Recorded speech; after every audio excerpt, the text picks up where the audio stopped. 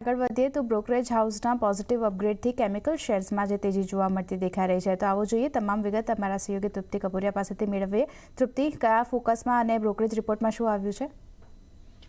Good afternoon આરતી. આજે આપણે જોયું છે કે પૂરું સેક્ટર કેમિકલ સેક્ટર શાનદાર તેજી સાથે કારોબાર કરતું જોવા મળ્યું છે અને નો ડાઉટ આજે બ્રોકરેજ હાઉસ તરફથી એક પોઝિટિવ અપગ્રેડ રિપોર્ટ્સ આવ્યા છે જેનું ઇમ્પેક્ટ અત્યારે આપણે જોઈ જ રહ્યા છે. જેમાં ખાસ કરીને એગ્રોકેમિકલ્સ પર આઈસીઆઈસીઆઈ સિક્યોરિટી તરફથી એક રિપોર્ટ જાહેર થયો છે જેમાં તેમનું કહેવું છે કે એગ્રોકેમિકલ સેક્ટર્સમાં હવે ટર્ન અરાઉન્ડ જોવા મળી રહ્યું છે અને ખાસ કરીને યુએસ એગ્રોકેમિકલ્સ કંપનીઓમાં આઉટસોર્સ કરશે અને અગર જો આઉટસોર્સ વધારે છે તો તેનો સૌથી વધુ ફાયદો જે તે ભારતીય કંપનીઓને જોવા મળી શકે છે.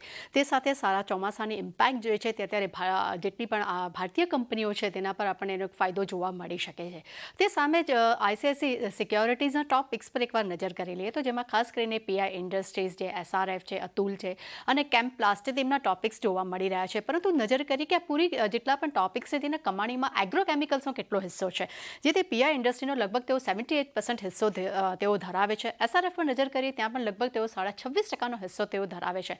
અતુલ ઇન્ડસ્ટ્રી 13.4% હિસ્સો ધરાવે છે. ત્યાં કેમ્પ પ્લાસ્ટ પણ 7.30% હિસ્સો ધરાવે છે અને જ્યાં એક તરફ આપણે જોયા છે કે યુએસ જે છે તે ખાસ કરીને આઉટસોર્સ પર હવે તેઓ પોતે વધુ ફોકસ કરશે, આઉટસોર્સ વધારશે, જેને કારણે કરીને આ બધી જેટલી પણ કંપની છે તેમાં આપણને સારું ઇમ્પેક્ટ જોવા મળી શકે છે. ત્યાં બીજી તરફ નજર કરી લઈએ કેમિકલ પર નુઆમા તરફથી શું રિપોર્ટ આવ્યો છે. તેમનું માનવું છે કે મજબૂત સ્થાનિક માંગ જે છે તે યથાવત રહેવાની તેઓ અપેક્ષા રાખી રહ્યા છે.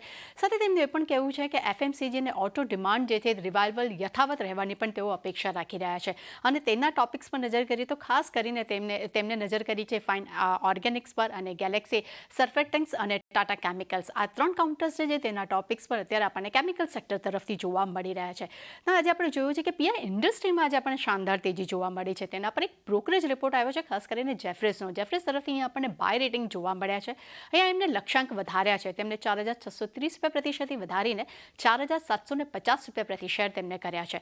તેમનું માનવું છે કે એક્સપોર્ટ્સમાં એક તેજી આવી છે જેને કારણે કરીને કંપનીનો બિઝનેસ ગ્રોથ આપણને વધુ જોવા મળી રહ્યો છે. તે સાથે જ ગાઈડન્સ મેળવવાનો વિશ્વાસ જે કંપનીનો મેનેજમેન્ટનો છે જેને કારણે કરીને અહીંયા આપણને બાય રેટિંગ જોવા મળ્યા છે. એટલે આ બધા જ કારણ છે જેને કારણે કરીને આજે આપણને બ્રોકરેજ રિપોર્ટનું એક પોઝિટિવ ઇમ્પેક્ટ જો આવ્યું છે તેનું ઇમ્પેક્ટ અત્યારે આપણે શેર્સ પર જોઈ રહ્યા છીએ. જે તો એક